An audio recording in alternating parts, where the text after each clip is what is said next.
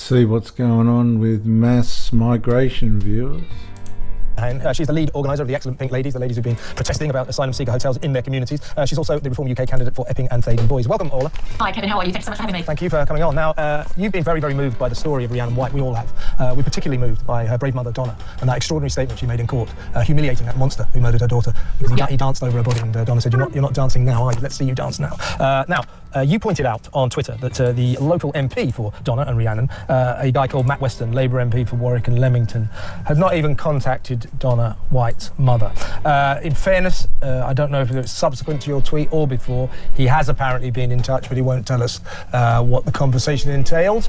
But what I think your tweet does highlight is the strange, I would suggest sinister silence of this government on this particular murder. We haven't heard anything from the Prime Minister, from the Labour government, from the Safeguarding Minister, Jess Phillips. There's always this government don't seem to care about the victims of sexual crime, particularly if it's by an asylum seeker or a migrant, as in this case. So your point that you made about the MP, the local MP, although it seems he did in the end get in touch with Donna White, the government aren't saying a word, and they owe us a statement, don't they? Yeah. Sorry, I'm gonna just contradict you slightly, Kevin, and I apologise, but Siobhan is Rhiannon's mum. But that's okay. There's a lot of she's got sisters and cousins, so a lot of the ladies' names get mixed up. So Isn't it Donna Siobhan or something? I thought it was. No, Siobhan. Yeah, Siobhan. So it doesn't matter. You know, I'm sure she'll forgive you. Frankly, this government, if this government had done its job, Rhiannon would still be alive. Okay, and that's a fact. So it doesn't matter what side of the political spectrum you sit on, what your views are. The fact is that this man was let in to this country 11 weeks before he murdered Rhiannon. He'd already been expelled from Germany. He'd been expelled from Italy. He came through France and came to the UK. Now, this government and subsequent governments before this government, for the last 25 years, have allowed men to come into this country to rape and sexually assault and murder young women, children, and in some cases young boys. And the silence, the shocking silence from this government is absolutely disgraceful. So this MP that says he's been in contact, I can categorically assure you that he has not been in contact with Rhiannon's mother, and neither has the MP that looks after the constituency in which the hotel and the station is where Rhiannon was murdered, and neither has Jess Phillips. Jess Phillips has. Now, I've got to say that this MP, he does say he has been in touch with Matt Weston. It may be subsequent to your powerful tweet and your powerful statement. I just have to say that's what his office is saying. Now, Jess Phillips, I don't think so. The government, I don't think so. Where is a statement from this government about this murder that shocks the nation? Why are they always so silent? They're so vocal about Palestine. They're so vocal about China. They're so vocal about reform. They're so vocal about all these things that really, in the great scheme of things, do not matter compared to that of the safety of the citizens of this country. The first and most important job of any government is the security and the protection of its citizens and its borders. Fail. They have failed on every solitary one of the most important things that a government is in place to do. And the fact is, not even a tweet, not even, a mention at Prime Minister's questions, not even an email of condolence to her family. And yesterday, I was so upset that I actually cried on national TV. I know you did. Frustration. Today, I'm just livid, because now they're backpedaling, and apparently one of them said, "Oh, we're gonna reach out."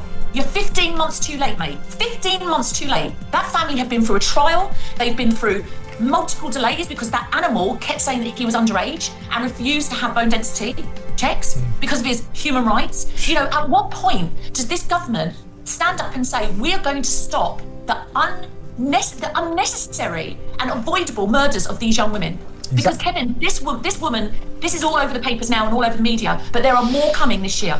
There are more coming, and each and every member of the public in this country are going to be dumbfounded by what is going to come out, which has been kept silent and swept under the carpet. Ola, do you think that in this country, I think we have a problem. I mean, of course, in my view, there's a very grave suspicion, fear, that we have been importing a sex crime epidemic. Yes. All these young men, thousands of young men coming from foreign cultures where their attitudes to women are very different. We don't know anything about them, and more of them are being convicted or charged with sex crimes. So that is a massive problem. But I think in this country, we have a strange attitude to sex crimes. We have a strange attitude to paedophile sex crimes. Yes. I've got two stories right on my desk right now. I won't go into the details, but both are very, very serious paedophile offences. The two perpetrators in court, neither of them have been sent to jail. We have a policy that paedophiles on the first offence do not go to jail. Outrageous. I give you Hugh Edwards, for example. So child sex abuse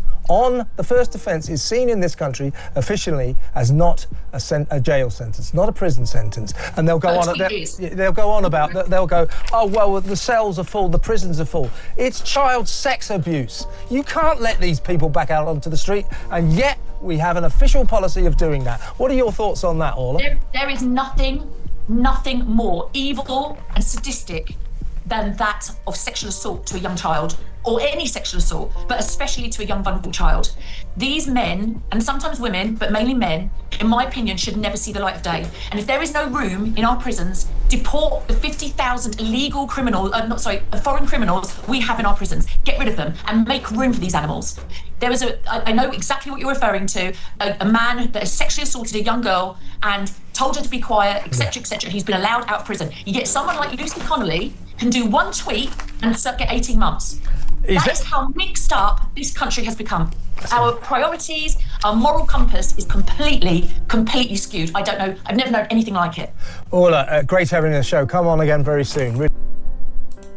The original Pink Lady, a reform candidate for Epping and Tatum Boys, Orla Minahane, a very good morning to you. Morning, how are you? Well, apparently a certain Labour lord thinks I'm the lowest of the low. I can deal with that, though, it's fine. I'm actually gobsmacked by what I've just listened to. But with all due respect, they're two old men, but they are everything that is wrong with this country. He said several times he was a nice man, but lacked moral compass. Wow. Yeah. Wow. And I said several occasions, lacking moral compass means that you're not perhaps fit for office, to which he said, why did you lose your television show? Now, I can go absolutely into that. It took 6 years. I did nothing wrong. That's a fact. So if you want to get personal, I'll get personal, not on air, because I would say the wrong thing. Because like you, I would think... Very disrespectful. What he didn't like was he sits on his arse on £385 a day. I'm asking him to understand what people in the communities of this country, you know this, actually think about the politicians in power. The reason I got you on, Sweet, and this to me is what we should be talking about. A story that a migrant 70 who told a girl of 12 to cover her head before sexually assaulting her on the way home from school is spared jail and got a suspended sentence. I'd love Lord Foulkes to be back on, because his government has screwed up an already desperately bad legal system. That's the sort of thing that's wrong with this country, isn't it? Absolutely. So there are several things here. First of all, you come into this country, you sexually assault a child, you get off. These men are coming from countries where the ultimate penalty, they will receive the ultimate penalty for murder, for sexual assault, and they think, wow, we can come to the UK, we can abuse children and get away with it. So of course they're coming here. It is a joke, an absolute joke. Now, if we look, I know we haven't got a long time, but if we look at this country now, and we look at our government, and we look at what is happening to our citizens, regardless of what your economy looks like, Jeremy, regardless of what your health service looks like, regardless of your infrastructure, if you cannot stop your country being invaded and your women and children being raped and sexually assaulted and murdered, nothing else matters. And isn't it interesting that just because of that lord, that sort of language would be labelled, 10 years ago, you'd have been labelled as a racist or far right. The fact of the matter is, whether we like it or not, there is a massive issue in this country. We had an interview earlier, I don't know if you saw it, with Samara Gill, interviewing a guy called Shahid Butt, a convicted terrorist who is standing as a councillor in Birmingham. He describes Hamas as an OK organisation, says that October the 7th was a reaction to unfairness and will probably get elected. We have to call out what's going on in this country. And whether it's the injustice of the migrant situation, I mean, get me on my favourite subject, show's nearly over. Young white British girls raped for years and still no inquiry. And we know why, because our Prime Minister is terrified of losing the Muslim vote. And I'm not going to stop saying that because it's true. And do you know what, Jeremy? If you look at most of the things that happened, Rhiannon White, the Midlands, Lily, the Midlands, Katie Fox, Birmingham, all of these girls are all in those constituencies where Jess Phillips sits, where all of those, that Labour stronghold, and they know that if they back an inquiry into any of the illegal migrant sexual assaults and murders or the rape gang inquiry, they will lose their seats, because they will lose their votes. And that is what this is about. So, you know, no one gives a flying toss about these girls and about their families as long as they keep their seats and they keep on the gravy train. Which is exactly what I was trying to say to that guy, that the British public are fed up with the gravy chain. Yes. They're fed up with the excuses of, oh, you know, the moral compass isn't good. We're fed up with politicians. That's why Nigel Farage is doing OK. Because I tell this story all the time. A journalist said to him in my presence, do you drink, do you smoke, have you been married a few times, do you like a bet? He went, all four. Now tell me, let me ask you, will you tell me how? You know what I'm saying? Listen, I'd love to have you on. My mother-in-law says you're fantastic, so you're very good. Reform candidate for Epping and the Thaden Boys. I hope you do well in that. Orla Minahane, thank you very much. The original Pink Lady. I've been wanting to ask you about this shocking story from the Netherlands, where an idealistic project to house refugees and students together in a custom-built block became a nightmare of sexual assault and violence. The scheme placed 125 students alongside 125 refugees, with residents encouraged to form buddy partnerships to help migrants adjust to Dutch society. However, testimonies from former residents shared in an investigative documentary describe repeated sexual assaults, stalking and violent confrontations. And Douglas, this nightmare endured for years because everyone seemed to be so desperate for this pioneering project to work. And it immediately, for me, brought back the grooming gang scandal in the UK. It's supposedly well-intentioned people turning a blind eye to just some horrific behaviour. Yeah, I mean, this is reminiscent of that, and sadly of many other such cases, Rita. I mean, it reminds me of cases I wrote about in The Strange Death of Europe 10 years ago now, where, for instance, I mean, there was a case I mentioned where an aid worker who worked with refugees and encouraged open borders was herself raped by some so-called refugees, migrants, and was encouraged by her colleagues not to report it and indeed to cover it up so that the narrative held. And this story from the Netherlands is very similar to that. And I think it speaks to a really big problem in our time. You have to ask the question, how many, for instance, sexual assaults do you want to cover up in order to protect the narrative that you're pushing on the people? See, I would have thought the answer is none. I think that would be the obvious one. If you stick a bunch of students beside a large number of recently arrived males from other cultures who will not share the Dutch attitudes towards sex and much more, you are going to have problems. I would have thought that the moment that the first assault happened, you scrapped the experiment. But isn't it interesting, Rita, that in all of these cases, there seems to be this belief that the foundational I wouldn't say myth, but the foundational belief of the society has to be held to, even if a massive number of lives are ruined along the way. And I don't think that should be the deal. I think we should be able to pivot. We should be able to reverse mistakes. We should be able to alter the course we're on if the course we're on isn't working.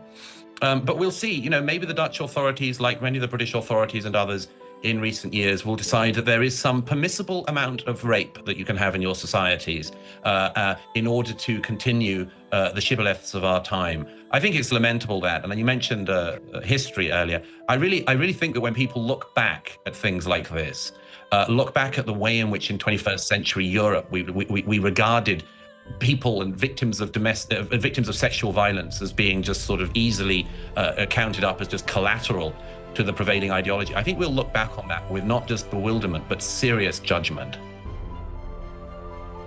Alan, the mum outside the court, her mum, Donna, Rhiannon's mum, she was talking about the fact that the killer had showed no remorse. He also refused to accept that he'd done anything. He said, it wasn't me, I wasn't guilty, despite being soaked in Rhiannon's blood.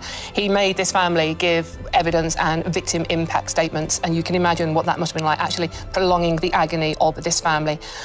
He was an asylum seeker. He wasn't. He came over here illegally on the small boats, one of the small boats, in July, just a couple of months before he killed Rhiannon.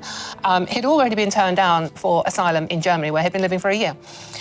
Now, this isn't all about migrants. This isn't about that. This is about being angry about the safety of women and girls. It's not shaming. But I just want to read you what Rhiannon's mum, Donna, said outside the court. She said, "My life ended with Rhiannon that day.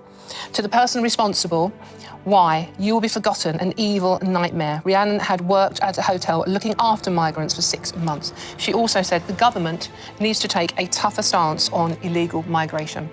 For the safety of women, it's not about race. It's about the fact that these men are allowed to come here We don't know who they are. We don't know why they're here. They're undocumented. We don't know what they want, what the hell they're doing here. Why are we continually allowing this to happen? Now, Rhiannon isn't the first woman to lose her life. She's certainly not we've had countless stories of women and girls being sexually assaulted by migrants who are illegally. He's not an asylum seeker. He's an illegal migrant. He came here illegally.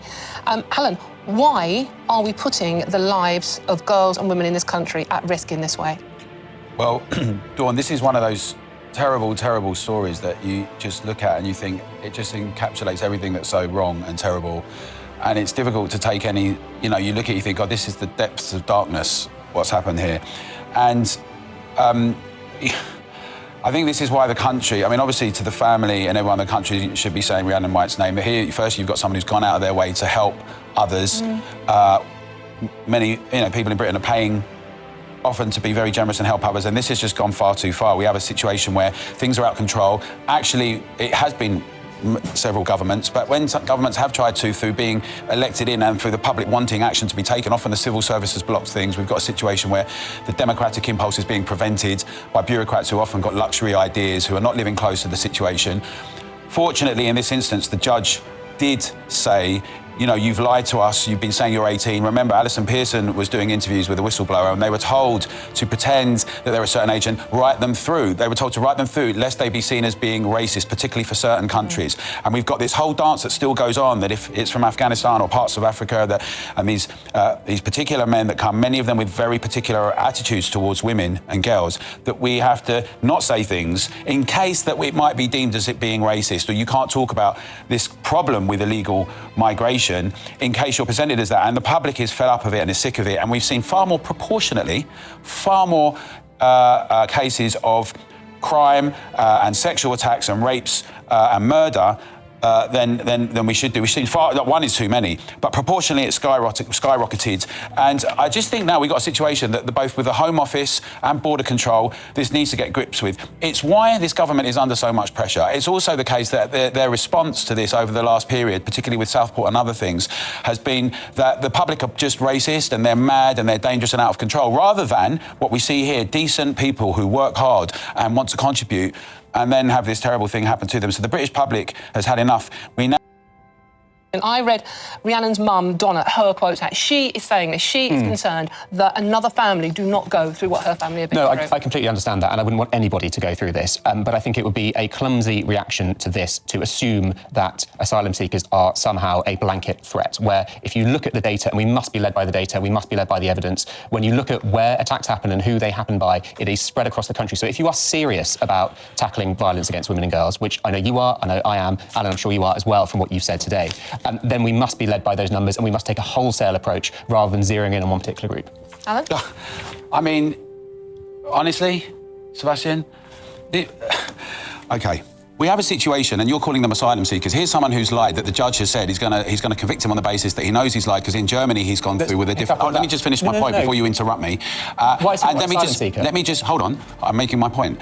And he's already lied, and the judge says you've lied about your age, and then we call him this asylum seeker, but yet we know that the people that are coming in on a boat that are illegal migrants. He's come from Germany and he's come somewhere else. Now, you then went on to say that it would be very dangerous to then speculate that this is a general problem from asylum seekers. What we've got is a situation where tens of thousands of men who are around our country, we don't know where they are. We also have a huge issue with the fact that many of them are radicalised and are on the MI6 watches list, at least 45,000 people in Britain. We don't know where they are. We see situations like in Bournemouth and Nuneaton and around the country where there are hotels where there's lots of crimes proportionally far higher from the people that are coming here. But frankly, even one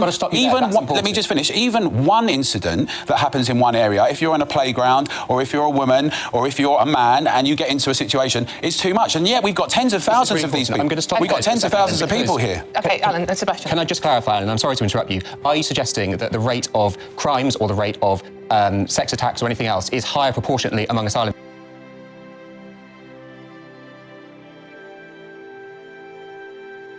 seekers than among the population as a whole? I'm saying absolutely. If you look at the numbers of illegal migrants that are coming into the country, one of the problems with the stats, as you know, one of the problems, as you know, you just asked me a question. That data isn't captured. Well, I just was about to say, one of the problems with the data is that the Home Office has consistently refused to respond to it. But there have been FOIs, and various people like Rupert Lowe and others have put in submissions to get answers on these things. Can you give us but we do know. I'll give you a stat. Here's a really good stat. This is a terrible stat. In Bournemouth, there are 3 hotels, and there are 153 crime incidents that have happened as a consequence of those 3 hotels with those migrants that are in those hotels. I'm going to stop you again, because I asked you a specific question. I'm giving you some stats. Yeah, but I'm talking about the country as a whole. I'm not interested in Bournemouth specifically. You're not? No. It's a very good example of some stats. What I want to know is, are people who come here on small boats or come here to claim asylum disproportionately committing crime compared to the rest of the country? Right, OK, I'll let you ask that question. I'll let you respond to that question. We have to take a quick break. Right, let's get this madhouse going. But this is very serious, because I wanted to get you in about several issues today. But for me, still today, the big story is the anguished cry of Rhiannon White's poor mother, Donna, in her witness statement at court last week, when she addressed the man who stabbed her daughter, Rhiannon, to death 23 times with a screwdriver. His name is Deng Majek. She went on to ask Keir Starmer and his government, are you listening? Will you take this murder? Will you understand that this murder is the result of your policies on the migrant crisis? It's not the only murder, it's not the only rape, it's not the only sexual assault, violent assault. More and more crimes are being committed by these people that we've imported, these young men that we've imported from foreign countries, foreign cultures, a long way away, with very different attitudes towards law, order and women. Donna White's cry from the heart was extremely moving and extremely powerful. You have spoken to Donna White today or over the weekend, Samara. I mean, she is of course grieving the loss of her daughter, but she is also grieving what this country has become. We allowed this to happen. We imported this guy, along with thousands and thousands and thousands of young men of sexually active age from foreign countries that we don't know anything about. We just let them in, put them in a hotel, give them free food, free lawyers, free doctors, free dentists, 50 quid a week, 4-star hotels. We don't ask any questions, and some of them go out and do this. It's an absolute crisis, isn't it? You're right. She was a little lady and little but powerful in how she spoke to me, and she has been completely betrayed by consecutive governments and, to be honest, what this country has become. It was very, very harrowing to talk to her. It's something that I was almost shaking after the interview, and usually I don't get like that, but she has she's had her life destroyed. And what's even worse is that the 5-year-old who Rhiannon leaves behind has also had his life destroyed, and he sleeps with a toy with his mum's face on it, and he cries every night for her. And that is because of something that could have been prevented if Starmer had actually stopped the boats, like he keeps lying to us and saying that he will. I mean, it's ironic, but this killer, this murderer, came in on a boat the same day that Axel Ruda-Cabana committed those crimes against those girls in the dance hall. So if that's not a country in disrepute, I don't know what is. Genuinely, the government hasn't reached out to her. I think we've got a clip of her talking about how she has had total silence from people like Shabana Mahmood. Well, let's have a listen. This is Donna White, Rhiannon White's grieving mother. Shabana Mahmood has stayed completely silent about this. She's the current Home Secretary. She's still allowing boatloads of unchecked men come into this country and invade it. She hasn't uttered Rhiannon's name. It's shameful.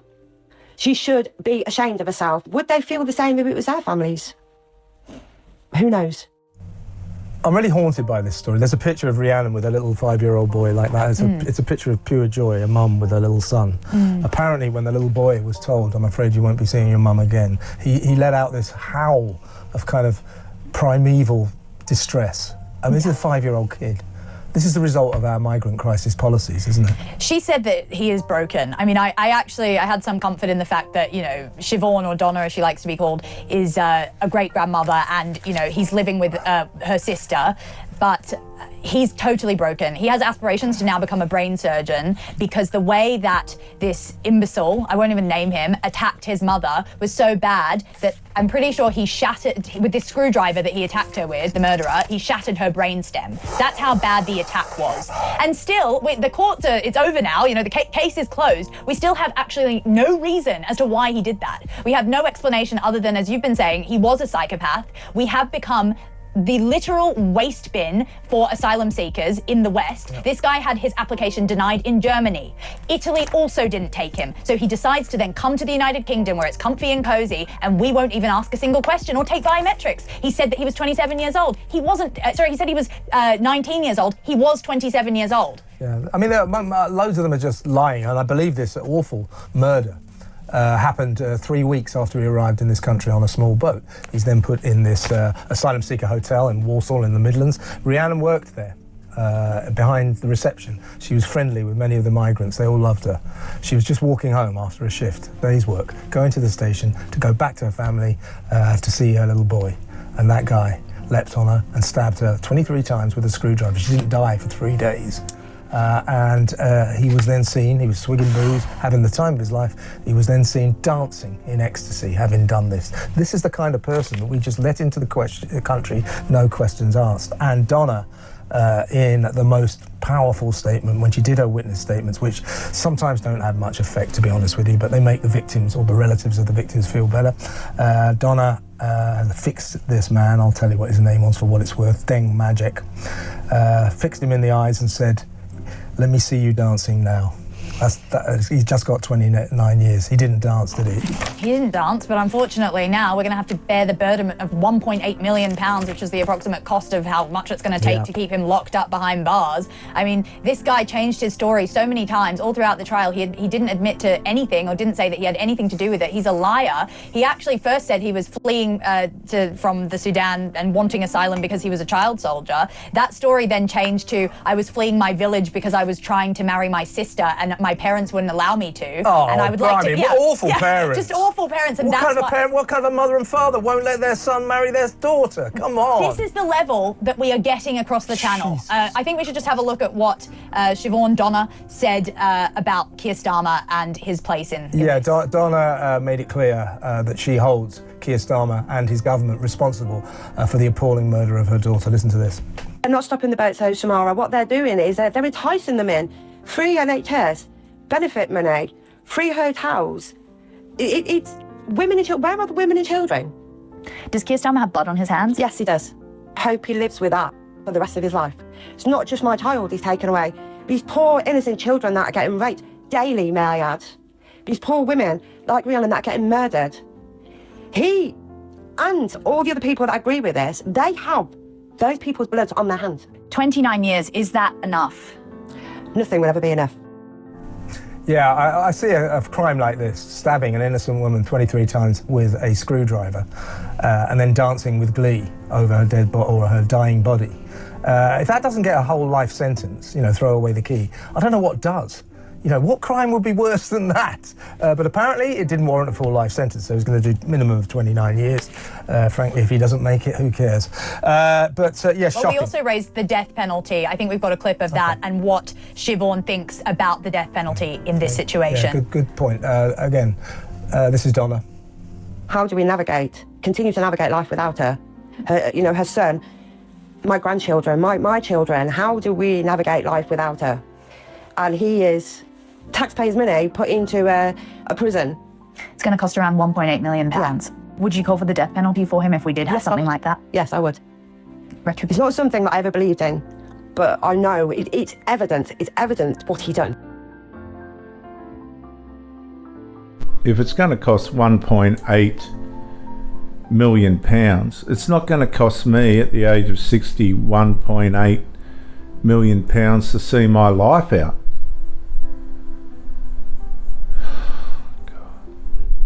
It's suicidal empathy on the Western world. The Western world is a trash can for the third world. So 2 points there I want you to call in about. First of all, is Donna right to say that Keir Starmer and his government have the blood of her daughter on their hands? And when she calls for the death penalty, having suffered this terrible loss, the loss of her daughter, does she have a point? Do you think maybe for that kind of crime we should bring back the death penalty? We seem to be getting more and more crimes that defy belief, like Axel Rudikabana in the Southport dance hall. And I've always been a bit diffident about the death penalty, but when I hear about what Rudikabana did in Southport, when I hear about what this monster did to poor Rhiannon, it's hard not to say, just get rid of these These scourges, you know, just get rid of them. What do you think? 0344 499 1000. While you're here, Samara, other stories. Remain seated until I ask you to stand.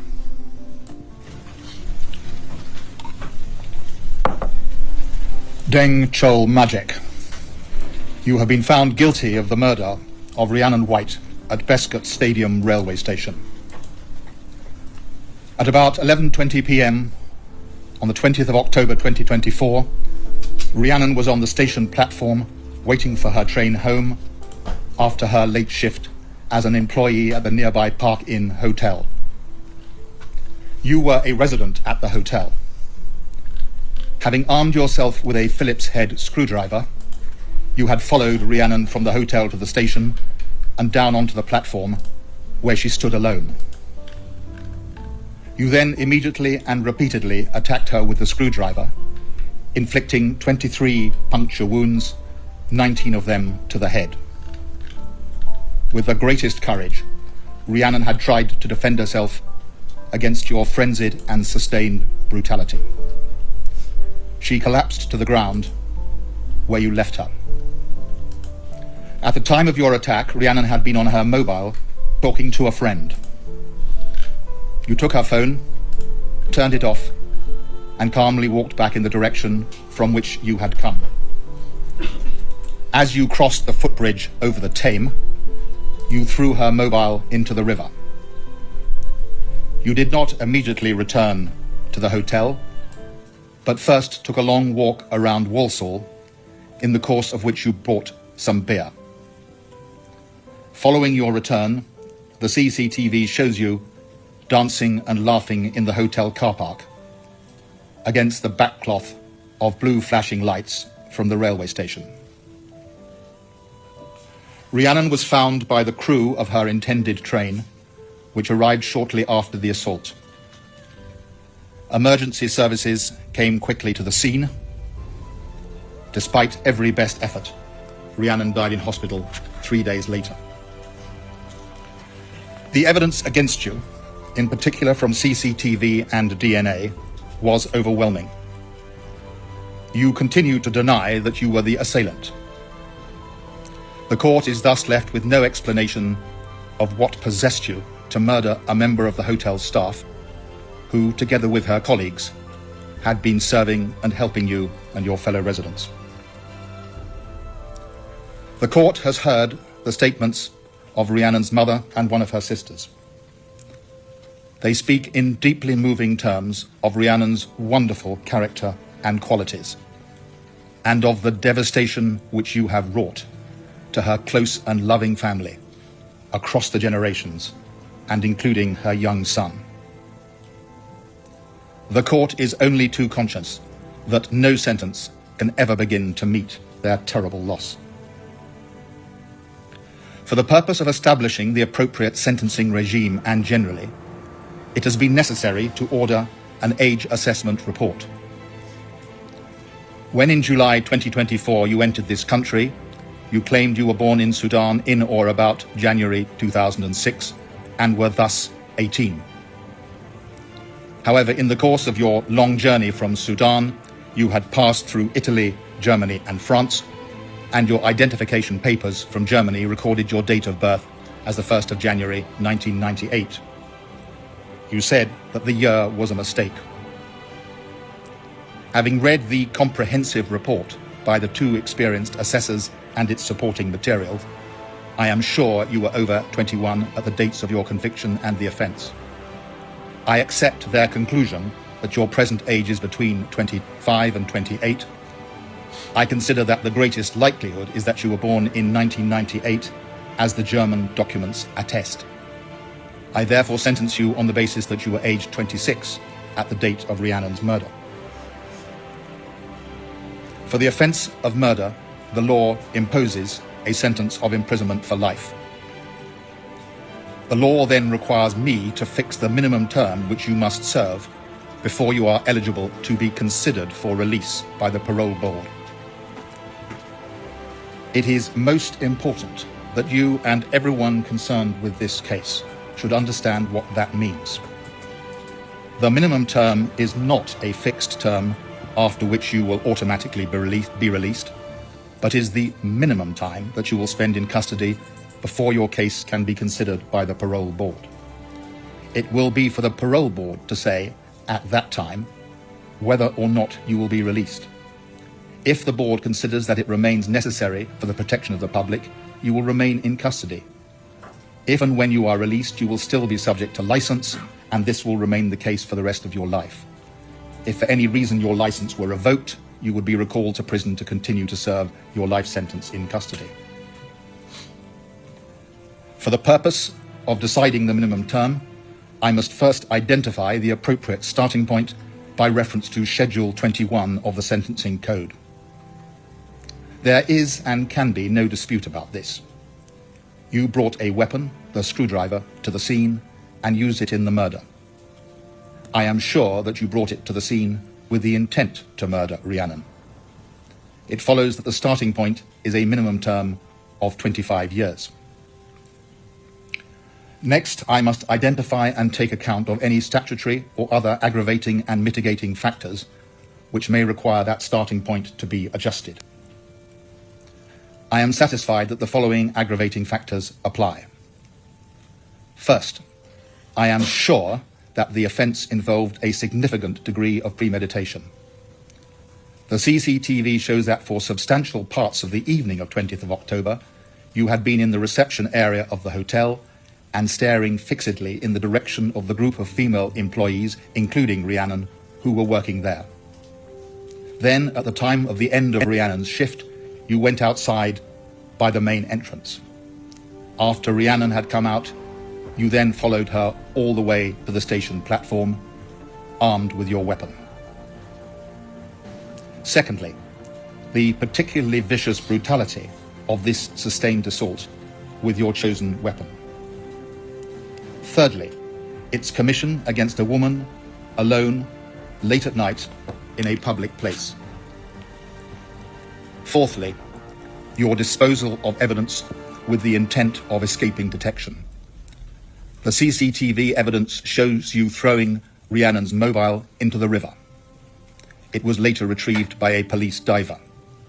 You evidently disposed of the screwdriver. I turn to consideration of any statutory or other mitigating factors. For this purpose, you have provided minimal assistance to the court. To the author of the pre-sentence report, you continued to deny that you were Rhiannon's assailant, showed no empathy for the victim, and provided a limited account of your life in Sudan before your departure.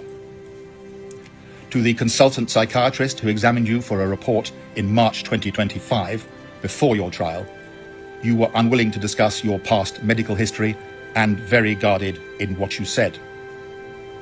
For the age assessment process, you refused consent for disclosure of your medical records. During the 2 age assessment interviews, you then refused to answer many questions, including those about events in Sudan. Your refusals were typically preceded by the words, "Thank you for the question." The authors of the report described your provision of information as one of strategic selectivity. They observed that throughout the 4 hours of the interviews, your posture and demeanor were confident, controlled, composed, and relaxed. In the results, you have provided the court with no explanation for your conduct, nor any reliable basis to consider any suggested mitigating factors. I see no basis for the statutory mitigating factor which arises where the intent was to cause serious bodily harm rather than to kill. Having regard to every aspect of your conduct, before, during, and after the assault on Rhiannon, I am sure that your intent was to kill. In my judgment, your age and level of maturity provide no mitigation. The evidence shows a level of maturity which is consistent with your true age, and indeed a chilling composure in every aspect of your behaviour. Your counsel then points to the agreed fact that you have no previous convictions in this or any country, to your accounts of your life in Sudan and consequent departure from that country, to an aspect of your physical health which, as I accept, is established, to suggested mental ill health, to limits on your command of English, and to the prospect that your time in prison may be more onerous than for others. In my judgment, your accounts at the trial and otherwise about your personal circumstances in Sudan are unreliable. You have refused consent in respect of medical records and failed to engage with the consultant psychiatrist. I have no doubt that your English is better than you suggest. In any event, if all these matters were established by reliable evidence, they provide no mitigation whatsoever for what you have done. In your case, there are no mitigating factors. For count 2, the associated and overlapping offence of possession of an offensive weapon, no separate penalty will be imposed. The surcharge provisions apply, and the order will be drawn accordingly. Deng Chol Majek. On the count of murder, and as the law requires, the sentence is imprisonment for life. I turn to the minimum sentence which you must serve in custody before you may apply to the parole board to be considered for release. Having regard to all the matters to which I have referred, I set that minimum term at 29 years. From this must be deducted the 466 days you have spent on remand in custody. This means that the minimum term you will serve before you can be considered for release is 27 years and 264 days. Yes, please take him.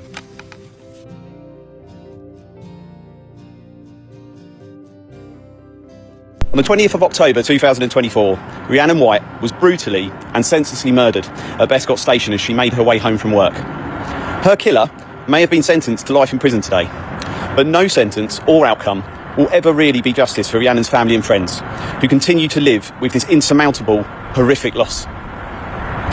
Their own life sentence began in October 2024, the moment Rhiannon was brutally taken from them. It was a frenzied, sadistic and unprovoked attack, which her killer carried out on an innocent young woman he barely even knew. He laughed, danced, joked around in the moments after what happened, and to this day he's never shown any remorse or given any explanation for why he decided to murder Rhiannon that night. His callous indifference has played out every day in court for Rhiannon's poor family to see in person. I would like to pay tribute to them once again for the extraordinary strength and dignity they continue to show in the face of one of the most truly traumatic things a family could ever have to go through. I have no doubt that Rhiannon will be immensely proud of them. As we close this chapter, it is important to remember Rhiannon for the person she was. Her kindness, her energy, and the joy she brought to those around her, rather than the person responsible for her death. Today's sentence ensures he will face the consequences of his actions, but it is Rhiannon's life and legacy that should live on. Thank you. This is the depraved dance of a murderer high on his crime. Deng Chol Majek had attacked a staff member from the asylum hotel where he was being housed. Outside, he celebrated, while in the background, police and paramedics rushed to help. Seemingly excited after stabbing 27-year-old Rhiannon White more than 23 times with a screwdriver. She died in hospital 3 days later, never making it home to her son. Today, her sister said she'll never forget telling him. The screams of pain from this beautiful little boy will haunt me for the rest of my life. Rhiannon's life was not the only one taken that day. Majek stole a crucial piece from all of us. Throughout this trial, we have been given no reason as to why he chose Rhiannon, no accountability for his actions, and no remorse. On the 20th of October last year, Majek, circled in green, kept staring at Rhiannon, seen here with blue hair. One colleague said it felt like he was planning something.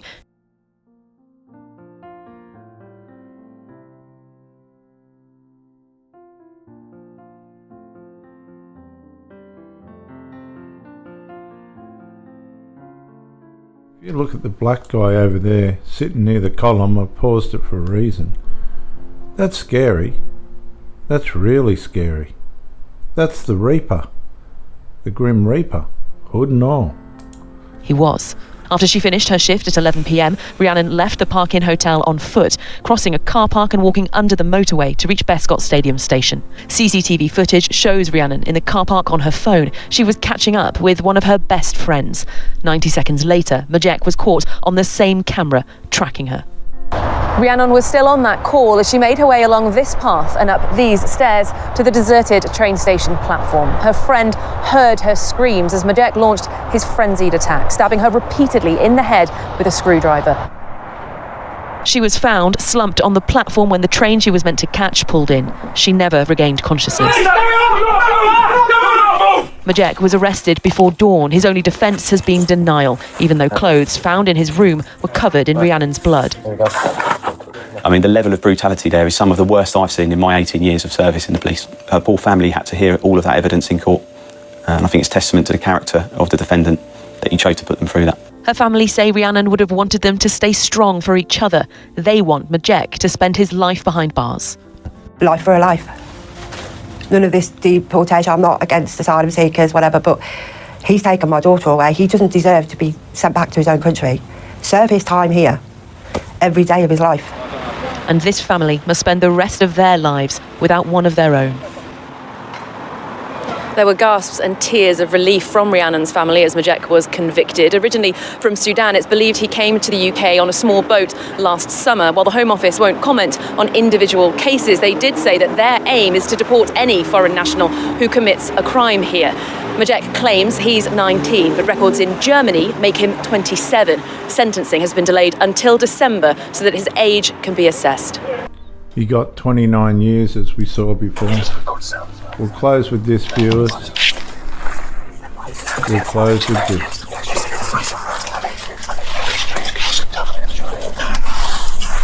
It's good to see the authorities actually taking some action against these people for change.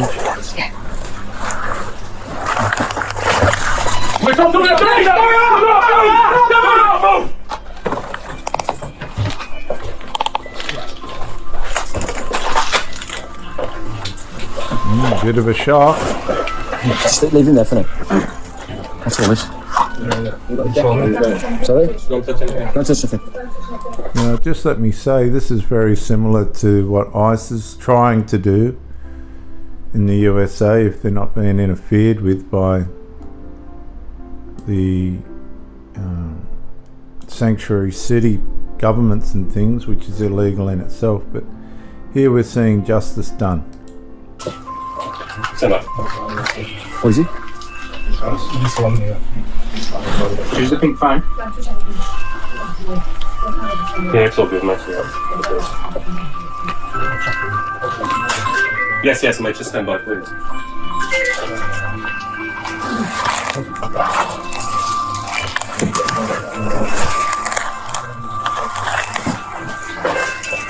Okay, problem. Hello? I'll just speed it up a bit, really.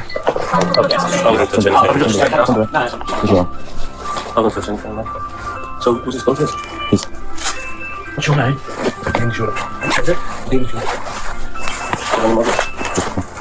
I've got some.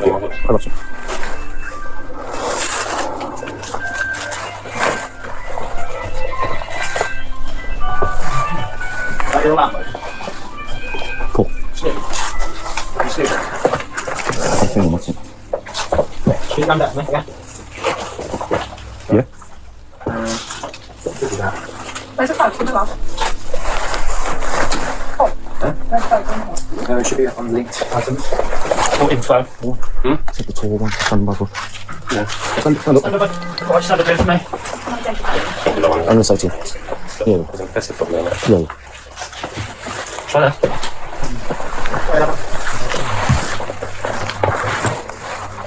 These are the ones in Melbourne and that are committing the machete crimes, and they're running wild. They don't care.